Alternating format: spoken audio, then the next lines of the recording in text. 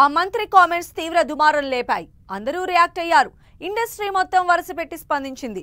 చిరంజీవి నుంచి విజయ్ దేవరకొండ వరకు అందరూ ఆ నటికి, నాగార్జున కుటుంబానికి అండగా నిలిచారు. కానీ ఓ పెద్ద హీరో మాత్రం పల్లెత్తు మాట అనలేదు, ఓ ట్వీటు చేయలేదు, పోనీ ప్రెస్ నోట్ కూడా రిలీజ్ చేయలేదు. ఇదే ఇప్పుడు హాట్ టాపిక్ అవుతోంది. ఆ అగ్ర హీరో ఎందుకు రియాక్ట్ కాలేదు? కారణం ఏమై ఉంటుంది?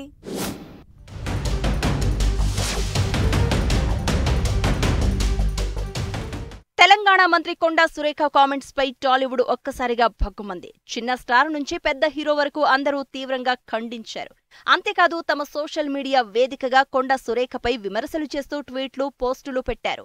ఒక రకంగా చెప్పాలంటే అక్కినేని నాగార్జునకు తమ నైతిక మద్దతు ప్రకటించి తాము ఉన్నామని భరోసా ఇచ్చారు.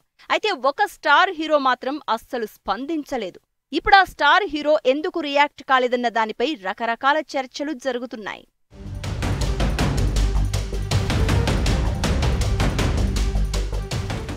నాగార్జున కుటుంబం మీద కొండా సురేఖ చేసిన కామెంట్స్ పై బాలకృష్ణ రియాక్ట్ కాలేదు. అయితే ఆయన పాత విషయాలను మర్చిపోలేదా, అందుకే స్పందించలేదన్న చర్చ జరుగుతోంది. అయితే అక్కినేని నాగేశ్వరరావు శత జయంతి ఉత్సవాల సందర్భంగా బాలకృష్ణ పెద్ద ప్రెస్ నోటే ఇచ్చారు. మరి ఇప్పుడెందుకు బాలయ్య సైలెంట్ గా ఉన్నారంటూ టాలీవుడ్ లో చర్చ నడుస్తోంది.